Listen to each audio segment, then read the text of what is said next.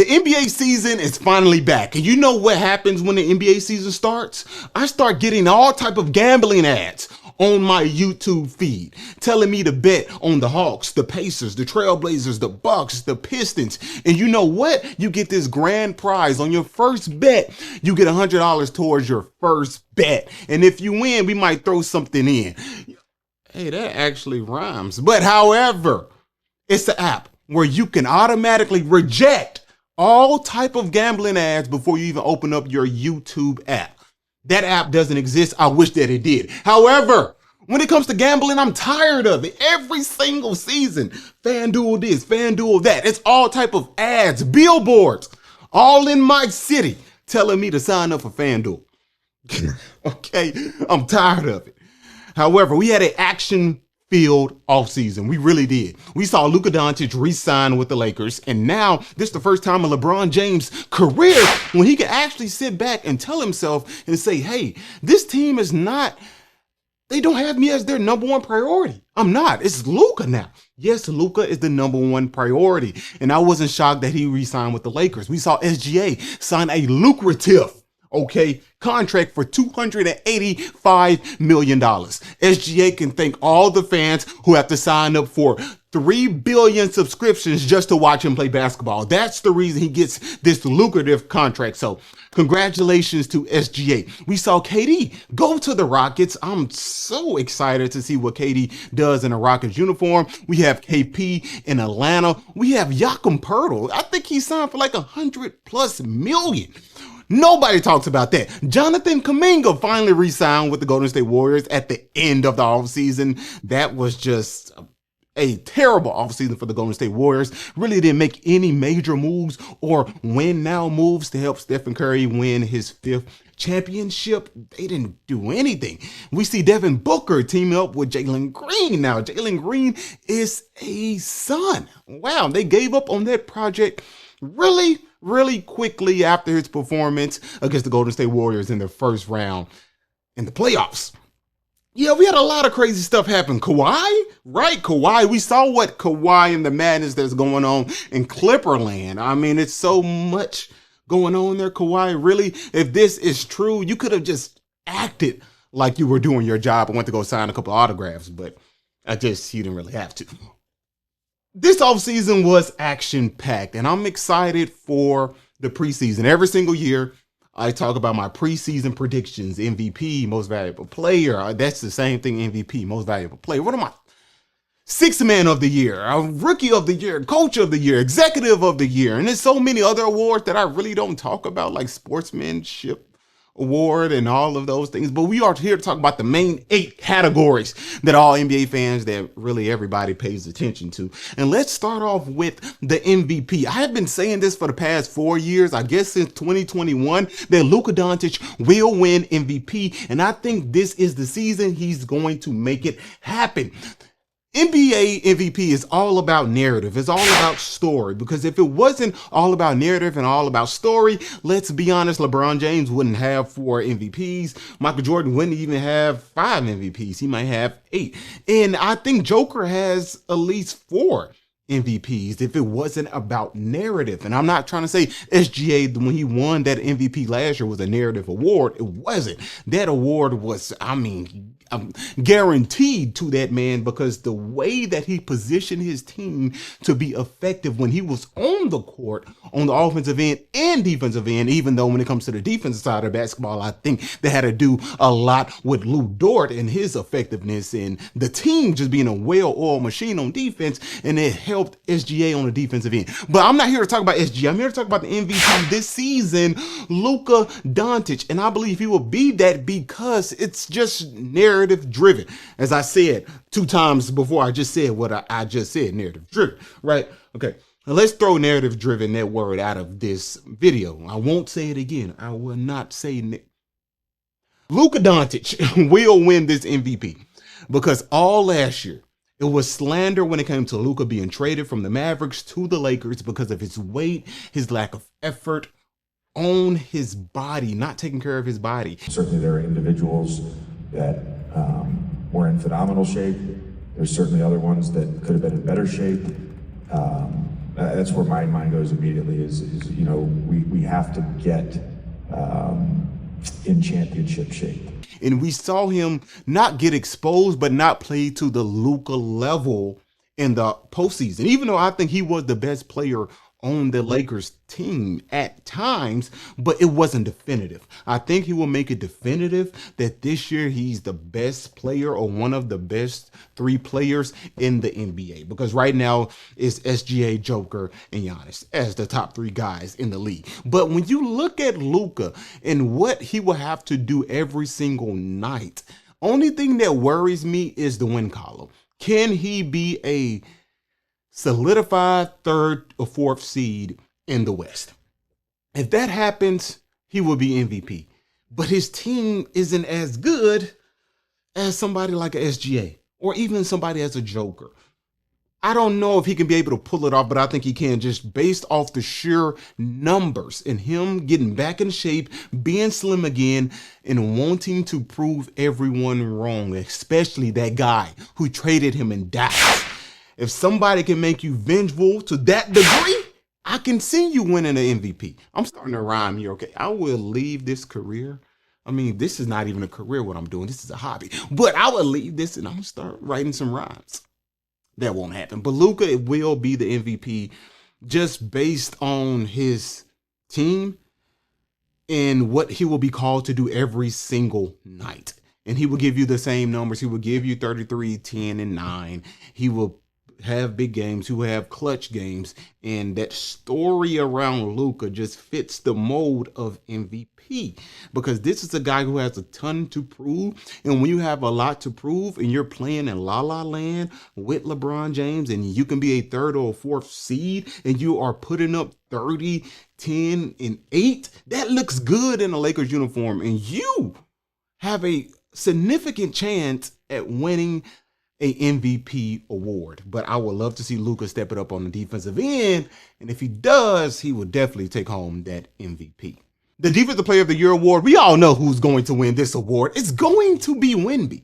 Wemby is going to win the Defensive Player of the Year for the 2025-2026 NBA season. He should have won last year. But with this award that I detest, you have to play 65 games to qualify for an award. I really don't like it, because players don't have control over their physical bodies when it comes to getting injured. They are out there playing to win games. Some people are playing to win games. Not everybody, but some people are playing to win games and win awards. And they do that with all their effort. They get hurt and then they get penalized. It doesn't make any sense to me.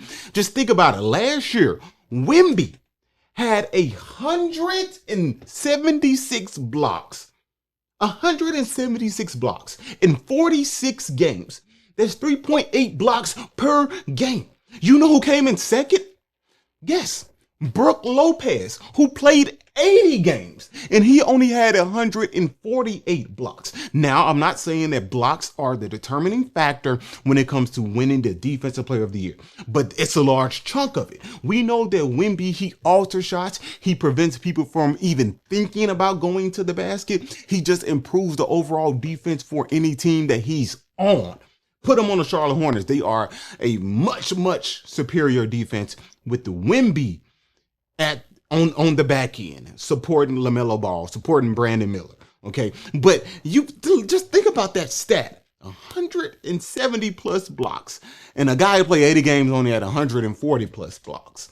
And you're telling me he shouldn't qualify for the Defensive Player of the Year award because he didn't play 65 games? This year, I expect nothing less from Wemby. He became a better defender last year, not jumping. Oh my goodness, not jumping for every single pump fake and attempting to get every single block. He's a much better defender. We saw that last season. I think he will improve on it this year. He added a little weight, so I'm excited to see how he is more effective on the defensive end, especially in pick and roll play. He is still the best defender in the league.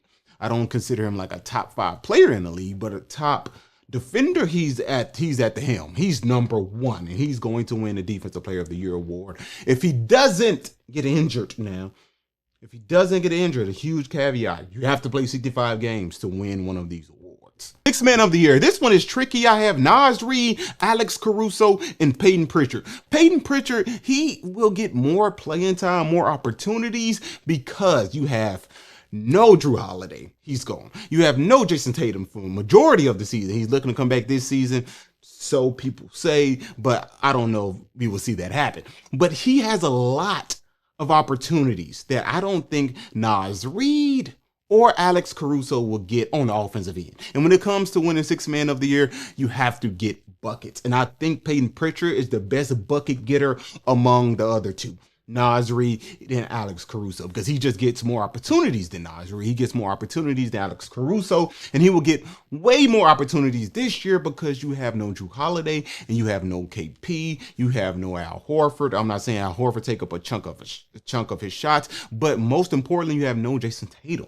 So he has just a plethora of opportunities to just, my goodness, just make things happen on the basketball court on the offensive end. And I think by him doing that, playing in his system fits well, he can be like a Jamal Crawford type. I'm not saying he's at the same skill level as Jamal Crawford, but when it turns in terms of winning the award for multiple years, I can see Peyton Pritchard doing that. Next award up is Rookie of the Year. We all know who's going to win this if he stays healthy. It's Cooper Flagg, because Cooper Flagg, when it comes to winning awards, you have to get opportunities. You have to get opportunities to win awards. When it comes to getting opportunities, you have to be able to have the ball in your hand and make baskets and make things happen on the basketball court. And that's something Cooper Flagg will have the luxury of doing, especially all the hype around him. I've seen this dude go behind the back, and they magnified this to something as if he made the player fall, did a step back three, and shot from 40 feet. He did a basic behind the back jump shot. And they just, oh my goodness, they put a huge magnifying glass on and say, oh, this is the most beautiful move I've ever seen in NBA history from Cooper Flagg. So the hype around Cooper Flagg, the opportunities that Cooper Flagg will get playing with better players. When you play with better players, you just play better. And he's on a good team. You don't have Kyrie yet, but you still have Klay Thompson. You still have Anthony Davis. My goodness. And you have Cooper Flagg. So Cooper Flagg will get the opportunities and he will win Rookie of the Year. I was thinking about Dylan Harper, but Dylan Harper, he's playing backup this season. And Ace Bailey, I'm not sure, but Ace Bailey, he might have the most opportunities out of them all because he is a shot chucker and he's going to get his shots up. He's going to get his shots up. So it could be a toss-up, but I have Cooper Flagg winning Rookie of the Year this season. Most improved. I think Amen Thompson wins most improved. He's playing on this Rockets team, and I would love to see him be the second option on the offensive end. Hear me out. I know Sengun is the main option. He was the main option last year. Now you have Kevin Durant at the helm. He's the number one option. And I think if you just have Amen to turn into a scorer, be more aggressive, get into the basket, one of the most athletic, or if not the most athletic player in the NBA right now, just make him and mold him and try to turn him into a scorer, a secondary scorer, not a primary scorer, a secondary scorer. I would love to see that. And I think he just has a lot of room to grow. I'm expecting a huge season from Amen Thompson this year because expectations for this Rockets team is high. When the expectations are high, players, sometimes they tend to deliver. And when they do deliver, they are much better than they were last year. And that's what I'm looking at when I look at Amen Thompson, that he will be a much more superior player than he was last year, based on him playing with Kevin Durant and Sengun and him being that second option, which I hope that he turns out to be that second scoring option for this Houston Rockets team. I love Sengun's game, but just after watching the postseason, I would love for him to be a third option. I really do. Maybe my hopes are too high for Amen Thompson, but I think that he can be a second option on a really, really good team, and he has the potential to be the second option on a championship level team. I truly believe that.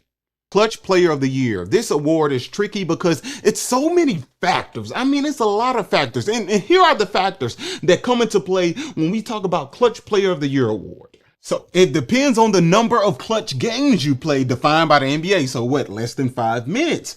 How many minutes that player plays in the clutch, how many shots that player takes in the clutch, the team record. Is this a team that plays a ton of games in the clutch? Or is this a team that usually, like the Oklahoma City Thunder did last year, blow everyone out? Or is this a team that gets blown out often? If you don't really fit into that criteria, you don't have an opportunity at winning Clutch Player of the Year award. And if you are not a guard, I don't see you winning Clutch Player of the Year award either, because this award is new, but the past 3 winners have been Fox, Curry, and Brunson, all guards. And by the way, all 3 played without a superstar next to them. So if you're playing with a superstar next to you, I don't see you winning Clutch Player of the Year.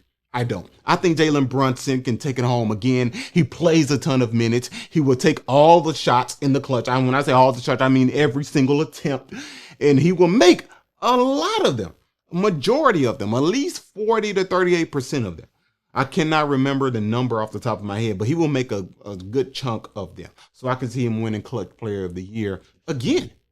Coach of the Year, I think this goes to JB Bickerstaff. The way that he transformed the Pistons last season was impressive. This was a laughing stock of the NBA community. This was the laughing stock team of the NBA. I remember what Caden Cunningham saying, hey, we just got to be good. We just got to be better. I mean, right now we suck. He didn't say that verbatim, but that was the undertone.